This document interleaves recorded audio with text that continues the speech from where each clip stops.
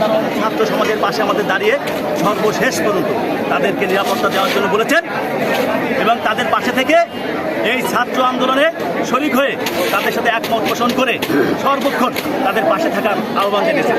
আমরা সেই দায়িত্ব পালন করছি। অতএব আবারও একটা কথাই, এক দফা এক দাবি, এই খুনি হাসিনা